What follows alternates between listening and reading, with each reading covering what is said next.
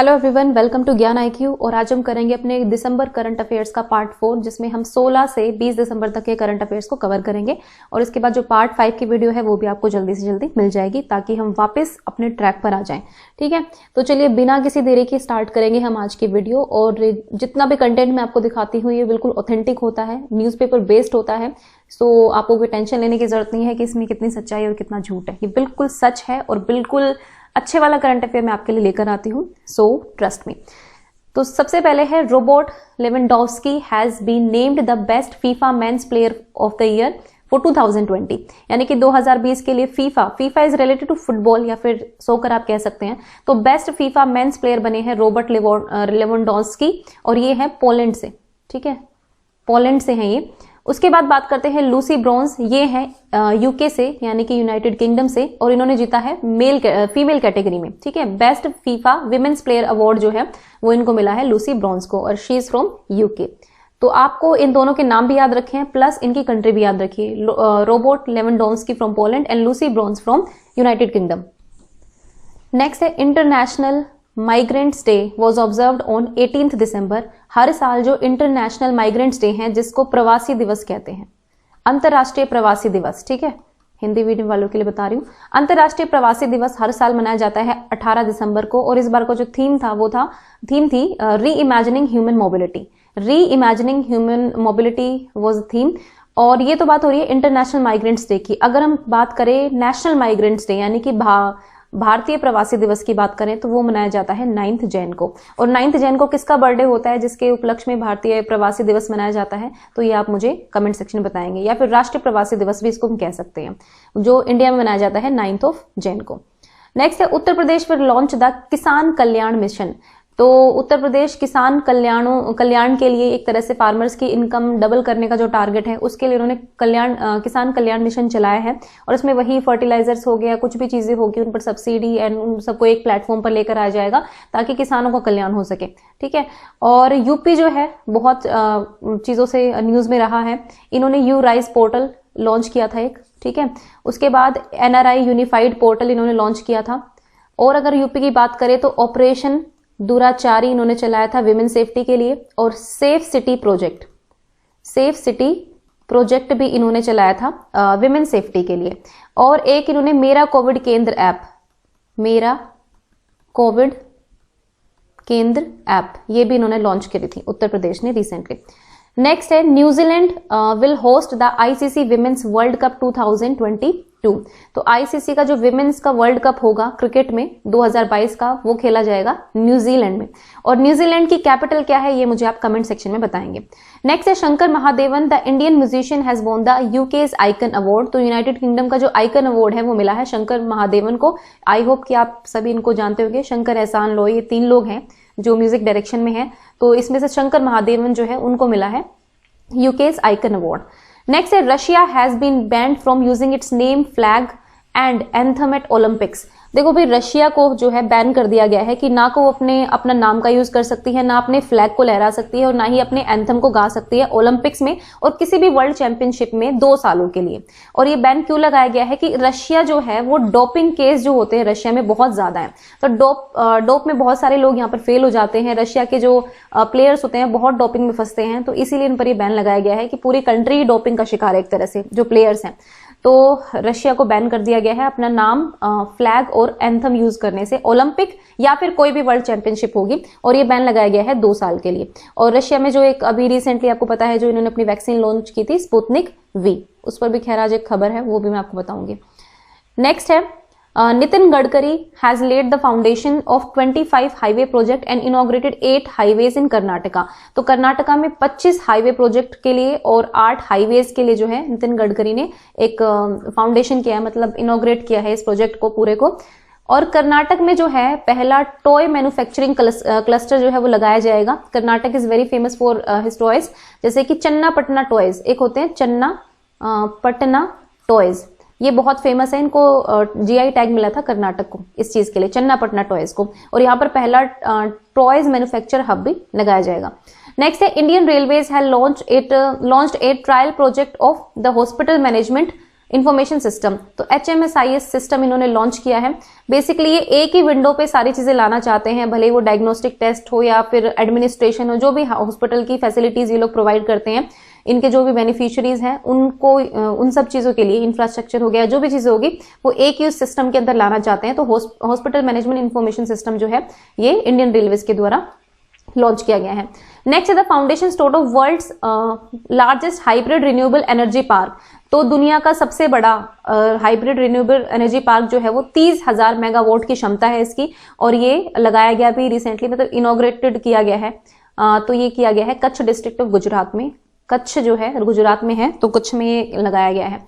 दूसरी चीज, गुजरात जो है नंबर 1 रहा है। 2 इंडेक्स आप याद रख लीजिए, एक तो है food safety index, food safety index, और अगर दूसरा बात करें तो export preparedness index, export preparedness index.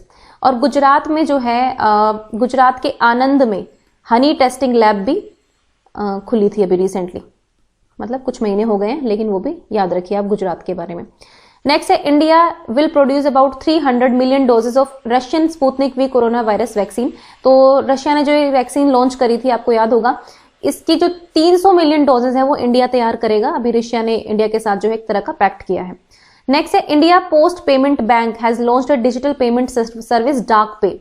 तो डिजिटल पेमेंट के लिए इंडिया पोस्ट पेमेंट बैंक ने, IPPB बोलते हैं इनको, तो इन्होंने डाक पे नाम की एक डिजिटल पेमेंट सर्विस लॉन्च करी है अभी रिसेंटली। और इंडिया पोस्ट पेमेंट बैंक जो है ये सबसे पहला पब्लिक सेक्टर बैंक है, पोस्ट पेमेंट बैंक जो कह सकते हैं। और अगर इंडिया में सबसे पहला कौन था ये बात करें तो एयरटेल पेमेंट बैंक थे। मतलब ये पेमेंट बैंक जो है, पेमेंट सबसे पहला पेमेंट बैंक अगर पूछे इंडिया में कौन सा था तो वो था एयरटेल पेमेंट बैंक। और अगर ये पूछे कि पहला पब्लिक सेक्टर का पेमेंट बैंक कौन था तो वो था इंडिया पोस्ट पेमेंट बैंक। ये पब्लिक सरकारी है पूरी तरह से, ठीक है। नेक्स्ट है Ayush ministry has approved 200 Ayush health and wellness centres in Almora district of Uttarakhand. तो उत्तराखंड के अल्मोड़ा डिस्ट्रिक्ट में आयुष मिनिस्ट्री ने अप्रूव किया है कि 200 आयुष हेल्थ सेंटर खुलेंगे। और आयुष की फुल फॉर्म क्या है ये आप मुझे कमेंट सेक्शन में बताएंगे, क्योंकि आयुष मिनिस्ट्री है अलग से और इस आयुष की पूरी फुल फॉर्म है वो आपको बतानी है। अब बात करते हैं उत्तराखंड की। तो उत्तराखंड में जो है फर्स्ट स्नो लेपर्ड कंजर्वेटरी बनी है, वो बनी है उत्तरकाशी डिस्ट्रिक्ट में, उत्तरकाशी डिस्ट्रिक्ट में। उसके बाद गंगा अवलोकन, एक गंगा म्यूजियम बना है हरिद्वार में, गंगा अवलोकन। फिर उत्तराखंड में एक लाइकन पार्क भी बनाया गया था, वो बना था मुंशियारी में, मुंशियारी नाम की जगह पर है। उसके बाद उत्तराखंड में होप पोर्टल भी लॉन्च किया था इन्होंने, जब प्रवासी लोगों के लिए इन्होंने लॉन्च किया था उत्तराखंड में। उत्तराखंड की जो समर कैपिटल है, सेकंड कैपिटल है, वो है गैरसैंण, ठीक है, जिसको हम ऐसे भी लिखते हैं गैरसैंण, ठीक है। ये उत्तराखंड की समर कैपिटल है। वैसे जो कैपिटल है वो है देहरादून। तो 2 कैपिटल है उत्तराखंड की। चलिए नेक्स्ट देखते हैं।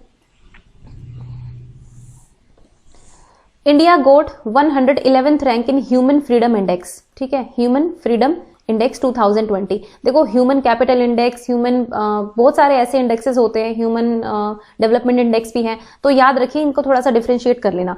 ह्यूमन फ्रीडम इंडेक्स की यहाँ पर बात हो रही है, जिसमें इंडिया को 111वीं रैंक मिली है। अगर हम 2019 की रैंक की बात करें तो इंडिया था 94th पोजीशन पे, यानी कि इंडिया की रैंक बहुत ज्यादा घट गई है, फ्रीडम और ज्यादा कम हो गई है लोगों की। अगर आप सिविल फ्रीडम की बात करें, इकोनॉमिक की बात करें या पर्सनल फ्रीडम की बात करें, लोगों को कितनी आजादी है भारत में, इसके बिहाफ पर जो है इंडिया को 111वीं रैंक मिली है। और टोटल 162 कंट्रीज को यहाँ पर रैंकिंग की गई है। तो 162 में से 111 आना is very poor rank according to me, ठीक है। अगर इसमें फर्स्ट की बात करें तो न्यूजीलैंड को जो है पहली रैंक मिली है। अगर हम दूसरे नंबर की बात करें तो दूसरे नंबर पर है स्विट्जरलैंड, स्विट्जरलैंड इज नंबर 2। और अगर नंबर 3 की भी बात करें तो उसमें है हांगकांग, हांगकांग, ठीक है। लेकिन जो चाइना है, चाइना और बांग्लादेश इंडिया से भी पीछे हैं, उनकी रैंक जो है और भी खराब है। तो बस हमें जानना जरूरी है कि इंडिया की रैंक क्या है और साथ ही साथ नंबर 1 कंट्री कौन है। तो नंबर 1 कंट्री है न्यूजीलैंड, ये मैंने आपको लिखकर बता ही दिया है। तो it's very poor rank. Next है श्रीपति खानचनाले। श्रीपति खानचनाले ये जो है इनका निधन हो गया रिसेंटली, और ये रेसलिंग के बहुत पुराने प्लेयर थे। तो पूछा जा सकता है कि कौन थे या किस स्पोर्ट से एसोसिएटेड थे। ये श्रीपति खानचनाले कहाँ से हैं, कौन से स्टेट से हैं, ये आप मुझे कमेंट सेक्शन में बताएंगे। नेक्स्ट है United kingdom will share the G7 meeting in 2021। तो G7 कंट्रीज की एक मीटिंग होती है, वो एनुअल मीटिंग कह लीजिए इसको, तो ये इस बार होगी 2021 में। और यूनाइटेड किंगडम के जो प्राइम मिनिस्टर है वो आपको पता है बोरिस जॉनसन, उन्होंने नरेंद्र मोदी को जो है इनवाइट किया है इस G7 मीटिंग के लिए। और हमने मतलब कि हमारी कंट्री ने यूनाइटेड किंगडम के बोरिस जॉनसन को इनवाइट किया है फॉर रिपब्लिक डे 26 जैन के लिए हमने उनको इनविटेशन दिया, उन्होंने भी एक्सेप्ट कर लिया है और नरेंद्र मोदी ने भी इस इनविटेशन को एक्सेप्ट कर लिया है, यानी कि यूके और इंडिया। नेक्स्ट है Justice Arup Kumar Goswami has been appointed as a chief justice of high court of Andhra Pradesh. तो आंध्र प्रदेश के नए चीफ जस्टिस बने हैं अरूप कुमार गोस्वामी, ठीक है, तो ये भी आप याद रखिए, जितने भी चीफ जस्टिस वगैरह बनते हैं उनको याद रखा करो। नेक्स्ट है Nehru zoological park has become the first zoological park in India to get ISO certificate. तो अब तक किसी भी जूलॉजिकल पार्क को ISO सर्टिफिकेट नहीं मिला था, लेकिन नेहरू जूलॉजिकल पार्क को ISO सर्टिफिकेट मिल गया है। और ये जूलॉजिकल पार्क कौन से राज्य में है ये आप मुझे कमेंट सेक्शन में बताएंगे।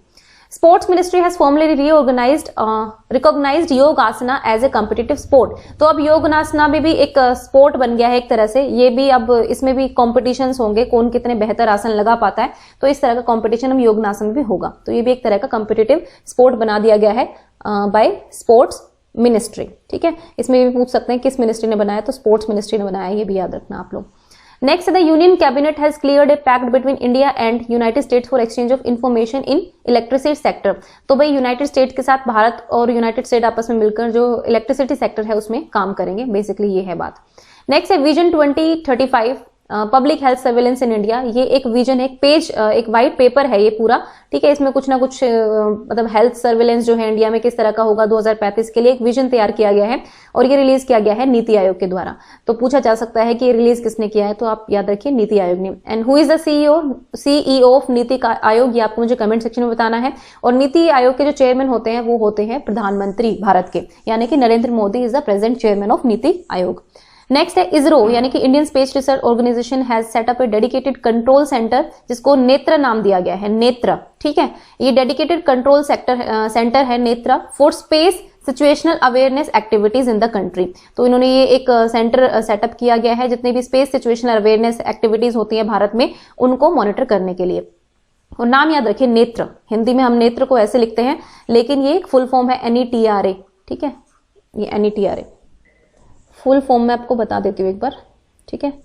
सो यहां पर N4 है नेटवर्क, ठीक है, N4 नेटवर्क, उसके बाद है network for space network for space object trekking and analysis, ये है नेत्रा की फुल फॉर्म, यानी कि NET जो है यहाँ पे नेटवर्क के लिए हुआ है, ठीक है। उसके बाद अगर हम बात करें TRA जो है वो ट्रैकिंग के लिए यूज हुआ है, ठीक है। Network for space object tracking TRACKING, tracking इसका TR यूज हुआ है। और ट्रैकिंग एंड एनालिसिस, ठीक है, तो एनालिसिस का यहाँ पर A यूज हुआ है। तो NET नेटवर्क का यूज हुआ है, ट्रैकिंग का TR यूज हुआ है और A जो हुआ है वो यूज हुआ है एनालिसिस का, ठीक है। सॉरी NE जो है वो लिटिल बिट कंफ्यूजिंग, फिर से बता देती हूँ। NE जो है वो नेटवर्क से लिया गया है, TR जो है वो ट्रैकिंग से लिया गया है और A जो है वो एनालिसिस से लिया गया है। तो इस तरह से बन गया है नेत्र, यानी कि network for space object trekking and analysis. तो ये पूरी फुल फॉर्म हो गई है नेत्र की। मतलब फुल फॉर्म वैसे याद रख सकते हैं आप लोग, याद पूछा जा सकता है ये भी, Indian space research organisation. Next है 35th edition of India Indonesia coordinated patrol Indo CORPAT has been conducted recently. तो ये एक कोऑर्डिनेटेड पेट्रोल एक्सरसाइज होती है एक तरह की, India Indonesia coordinated patrol Indo CORPAT भी बोलते हैं इसको शॉर्ट फॉर्म में। इसका 35th एडिशन था और इसको रिसेंटली कंडक्ट किया गया है। और ये एक नेवल एक्सरसाइज है, ठीक है, मतलब नेवीज हैं दोनों देशों की, इंडिया की और इंडोनेशिया की, वो आपस में इसको करते हैं। तो ये चीज भी याद रखिए। नेक्स्ट है Ministry of Tourism recently organise the Association of Buddhist Tour Operators International Convention in Bodh Gaya, ठीक है। बोध गया नाम की जगह पर इन्होंने जो है मिनिस्ट्री ऑफ टूरिज्म ने एक association of Buddhist Tour Operators international conventional इन्होंने ऑर्गेनाइज की। और बेसिकली टूरिज्म मिनिस्ट्री ने टूरिज्म को बढ़ावा देने के लिए किया है, क्योंकि आपको पता है कि जितनी भी बुद्धिस्ट साइट्स हैं वो बहुत ज्यादा अट्रैक्ट करती हैं टूरिस्ट को, डिफरेंट कंट्रीज के लोग यहाँ पर आते हैं। तो मिनिस्टर ऑफ टूरिज्म जो है वो इस पर बढ़ावा दे रहे हैं। And who is the minister of tourism, ये आप मुझे कमेंट सेक्शन में बताएंगे कि टूरिज्म मिनिस्ट्री कौन संभाल रहे हैं अभी, ये आपको बताना है। नेक्स्ट है India will host a global film summit in 2020। 2021। तो भारत जो है इन ग्लोबल फिल्म समिट जो है वो होस्ट करेगा 2021 में। अब बात करते हैं Maharashtra has approved the Shakti bill to stop crime against women. तो महाराष्ट्र ने एक शक्ति बिल पास किया है ताकि ये महिलाओं के खिलाफ जो क्राइम हो रहा है उसको रोक सके। और महाराष्ट्र ने पीक पहानी मोबाइल ऐप लॉन्च की थी। इन्होंने माई फैमिली माई रिस्पॉन्सिबिलिटी नाम की एक कैंपेन शुरुआत किया था। इसके साथ ही निर्माण श्री प्रोजेक्ट जो है, निर्माण श्री एक बहुत बड़ा प्रोजेक्ट है जो महाराष्ट्र में चलाया जा रहा है। नेक्स्ट है Steel Authority of India Limited has been awarded, यानी कि जिसको हम सेल बोलते हैं हिंदी में, SAIL. Steel Authority of India Limited has been awarded with the prestigious Golden Peacock Environment Management Award. तो Golden Peacock Environment Management Award मिला है Steel Authority of India Limited को। Very important question. And SAIL is a Maharatna company. India में category होती है महारत्न company होती है, सबसे पहले महारत्न होती है, फिर नवरत्न होती है, फिर होती है मिनी रत्न। ठीक है, तो महारत्न टोटल 10 हैं। आई थिंक नवरत्न जो है वो 14 हैं, not sure about it, but 10 Maharatna companies हैं। ये सेल जो है वन ऑफ देम। ठीक है, SAIL is one of them, एक महारत्न कंपनी है सेल। ठीक है, मतलब इनको ज्यादा गवर्नमेंट असिस्टेंस मिल जाती है। उसके बाद नेक्स्ट है interceptor boat C454 was commissioned in Surat recently. तो एक इंटरसेप्टर बोट है जिसका नाम है C454, इसको रिसेंटली कमीशन किया गया सूरत में, गुजरात में। तो ये भी चीज आप याद रखिए। नेक्स्ट है विजय दिवस was observed in India on 16 दिसंबर। 16 दिसंबर को जो है विजय दिवस मनाया गया भारत में, और ये हर साल मनाया जाता है, सिर्फ इस साल की बात नहीं है, हर साल विजय दिवस मनाया जाता है। और विजय दिवस क्यों मनाया जाता है? 1971 में इंडिया और मतलब बांग्लादेश आजाद हुआ था, आप सभी को पता है, जिसमें इंडिया ने बहुत भारी मात्रा में बांग्लादेश की हेल्प की थी और उसको लिबरेट कराया था पाकिस्तान से। तो उसकी याद में ही विजय दिवस मनाया जाता है। नेक्स्ट है इकिया। इकिया स्वीडन बेस्ड कंपनी है एक, इसने अपना दूसरा स्टोर ओपन किया है नवी मुंबई में। ठीक है, तो इकिया जो है मतलब ये आई थिंक फर्नीचर की कंपनी है, तो इन्होंने अपना सेकंड स्टोर खोला है नवी मुंबई में। और ये काफी न्यूज में थी जब इन्होंने पहला स्टोर भी अपना खोला था। और फर्स्ट स्टोर जो था इनका इकिया का, वो था हैदराबाद में खुला था। ठीक है, ये भी याद रखना, ये भी पूछ सकते हैं कि पहला कहाँ खुला था। अगर इकिया के ऊपर क्वेश्चन आता है तो अभी जो स्वीडन बेस्ड, पहली चीज तो स्वीडन बेस्ड कंपनी है, दूसरी चीज सेकंड स्टोर खुला है नवी मुंबई में, और पहला कहाँ खुला था? हैदराबाद में। और उस टाइम पे काफी न्यूज में आया था ये। नेक्स्ट है Asian Games 2030 will take place in Doha, Qatar में। तो ये एशियन गेम अनाउंस हुए हैं थोड़े से, इनको याद रख लेना, ये बहुत इंपॉर्टेंट क्वेश्चन है। तो एशियन गेम जो 2030 के हैं वो होंगे दोहा में, कतर में। अब एशियन गेम 2034 4 साल में एक बार होते हैं, तो 2034 के कहाँ होंगे? रियाद, सऊदी अरेबिया में। अब आपके सामने एक दो क्वेश्चन और बन जाते हैं आपके सामने। वो एक तो आपके सामने ये बनता है कि 2022 के कहाँ होंगे, उसके बाद 2026 के। ठीक है, 2026 के, ये दो और रह गए। 30 के मैंने बता दिया दोहा कतर में, 2034 के होंगे रियाद सऊदी अरेबिया में, 2022 के होंगे चाइना में, हंगझोउ नाम की जगह में। ठीक है, चाइना में होंगे। और अगर बात करें 2026 की तो ये होंगे नागोया में। Nagoya is in Japan. ठीक है, तो 22 के होंगे चाइना में, 26 के जापान में, 30 के दोहा कतर में, और 34 के रियाद सऊदी अरेबिया में। नोट्स बना लेना, लिख लेना इनको कहीं पे, ताकि आप रिवाइज कर सको इनको दोबारा से। नेक्स्ट है East Coast Railway has become the first railway zone in the country to adopt end of train telemetric system, यानी EOTT इन इंडियन रेलवेज। ठीक है, तो ईस्ट कोस्ट रेलवे जो है इसको पहली बार करेगा। देखिए EOTT होता क्या है? जब आपके सामने ट्रेन होती है, ट्रेन में सामने एक इंजन होता है, फिर उसके पीछे जो है कोचेज होती हैं। ठीक है, ये कोचेज आपस में एक दूसरे से जुड़ी हुई होती हैं। तो ड्राइवर जो है यहाँ पर होता है, तो जो रेलवे गार्ड्स होते हैं वो बताते हैं, वो चेक करते हैं हमेशा किसी भी ट्रेन में कि ये हिस्सा जो है सही से जुड़ा है कि नहीं जुड़ा है।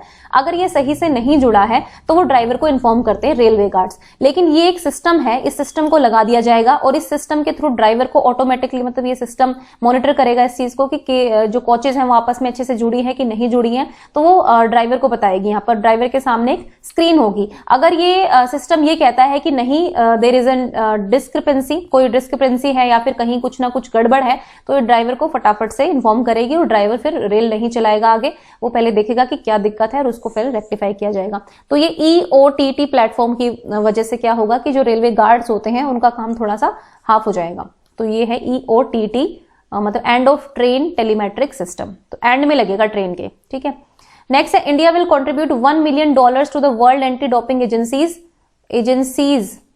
इट्स स्पेलिंग गलत हो गई, एजेंसीज साइंटिफिक रिसर्च बजट। ठीक है, तो इंडिया जो है $1 मिलियन देगा एंटी डोपिंग साइंटिफिक रिसर्च के लिए। इस एक बजट बनाया जा रहा है वर्ल्ड एंटी डोपिंग एजेंसी के द्वारा।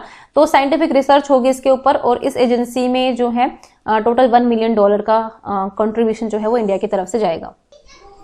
नेक्स्ट है USA has imposed sanctions against Turkey. भाई यूएसए ने टर्की के ऊपर कुछ सैंक्शंस लगा दिए हैं। Turkey is a NATO align, ठीक है, मतलब नाटो ज्वाइन करने वाली कंट्री टर्की भी है। तो एक तरह से हम कह सकते हैं यूएसए के नाटो ग्रुप की, यूएसए डोमिनेटेड नाटो ग्रुप की एक मेंबर है टर्की, लेकिन स्टिल टर्की ने रशिया से S-400 surface to air missile खरीदा। अब देखो ये हुआ क्या है कि यूएसए की एक पॉलिसी है कि रशियन आर्म्स को नहीं खरीदना है। बेसिकली नाटो सभी लोग इसको फॉलो करते हैं, लेकिन टर्की ने इसको फॉलो नहीं किया, उन्होंने डिसओबे किया इस रूल को। इसके अगेंस्ट जो है यूएसए ने सैंक्शंस लगा दिए हैं टर्की पर। नेक्स्ट है India and Qatar have agreed to set up a task force to identify projects in India. मतलब इंडिया और कतर जो है वो आपस में साझेदारी करेंगे। बेसिकली जो एनर्जी सेक्टर है या फिर इंफ्रास्ट्रक्चर सेक्टर है वहां पर। कतर आपको पता ही है कि एनर्जी रिच कंट्री है, यहाँ पर बहुत सारा तेल अवेलेबल है। तो कतर के साथ ये टाई अप किया है इंडिया ने। और दोहा कतर में 2030 के एशियन गेम्स होंगे, ठीक है, ये भी याद रखिए। नेक्स्ट है Mohammad Amir has recently announced his retirement from cricket. तो क्रिकेट से रिटायरमेंट ले लिया है and he is from Pakistan. Pakistan के क्रिकेट प्लेयर हैं ये मोहम्मद आमिर। नेक्स्ट है Ratan Tata will receive Global visionary of sustainable business and piece Award. तो ये अवार्ड मिलेगा रतन टाटा को, इसको याद रखिए।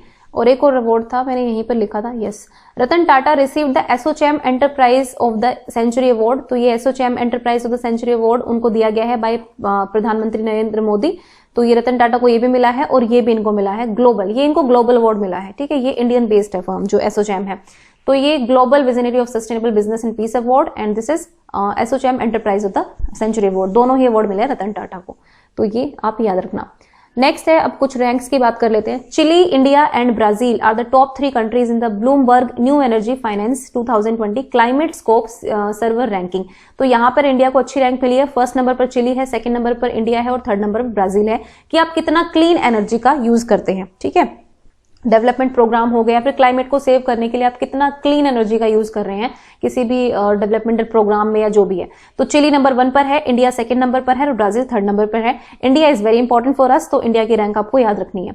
नेक्स्ट है, India has got 131st rank in human development index. अब मैंने आपको पहला जो इंडेक्स बताया था आज वो था human freedom index and this is human development index and this is the most important index. It is given by UNDP यानी कि यूनाइटेड नेशंस डेवलपमेंट प्रोग्राम। तो इनके द्वारा दिया जाता है ह्यूमन डेवलपमेंट इंडेक्स और यहाँ पर इंडिया को 131वीं रैंक मिली है। नंबर 1 पर कौन है ये मैं आपको बता देती हूँ। नंबर 1 पर रहा है नॉर्वे, ठीक है।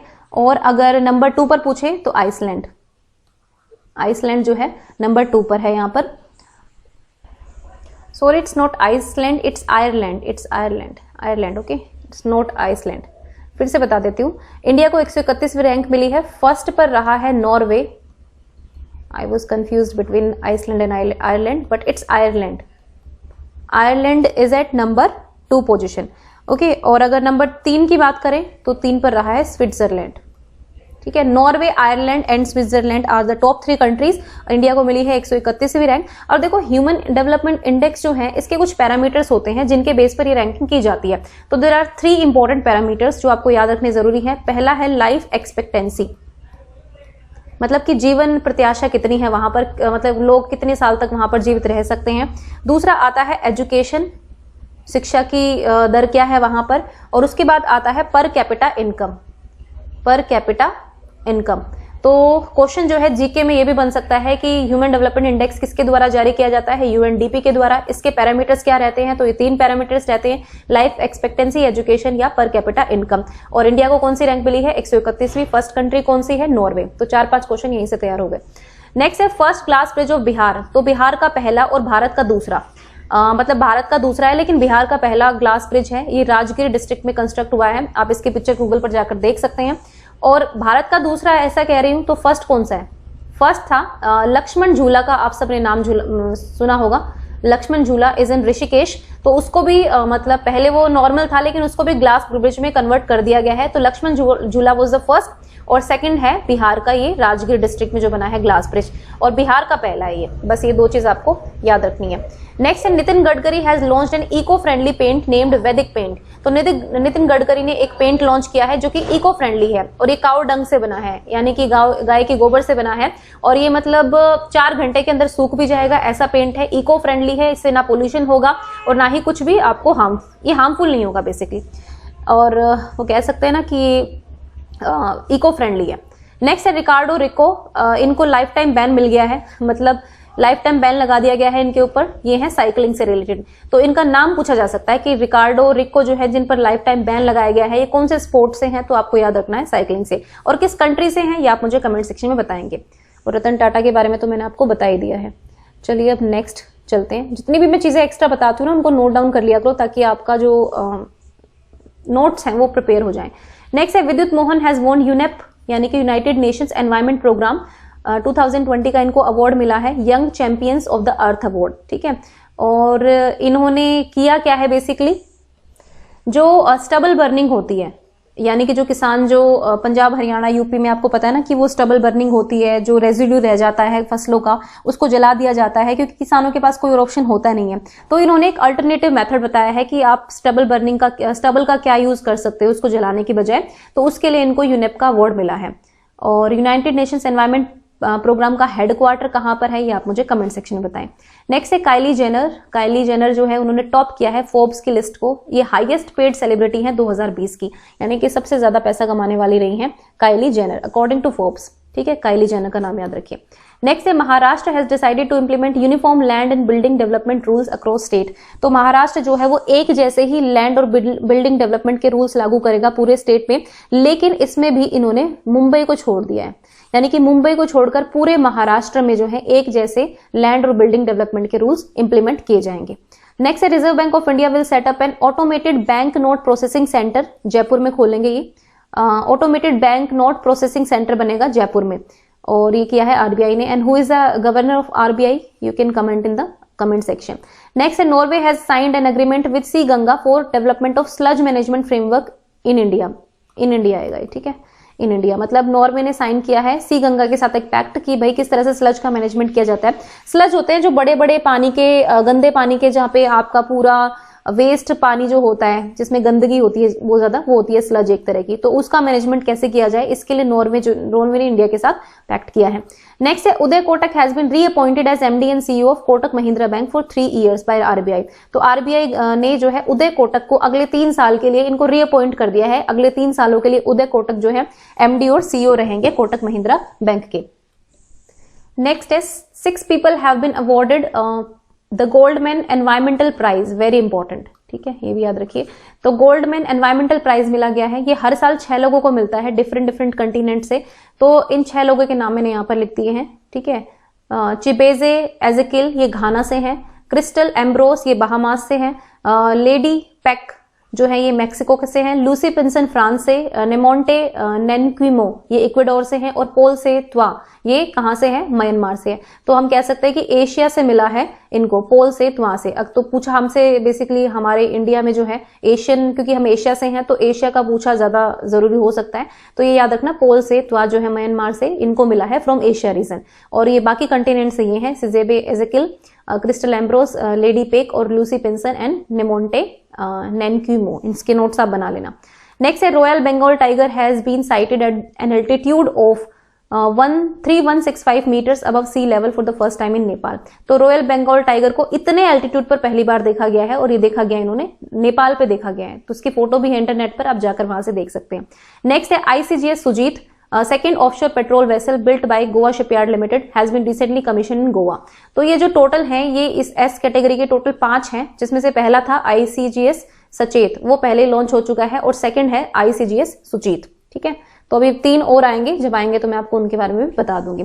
So guys this was the video for today, I hope you like it. और जो भी मैंने एक्स्ट्रा चीजें बताई हैं आपको, या जितना भी रिवीजन कराया है, आप उसको प्लीज नोट डाउन जरूर कर लें, क्योंकि हर चीज वीडियो में इस स्लाइड में नहीं हो सकती, इतना ज्यादा मैं बोलती हूँ जो एक्स्ट्रा, वो आप जरूर नोट डाउन कर लें। And thank you for watching ज्ञान IQ।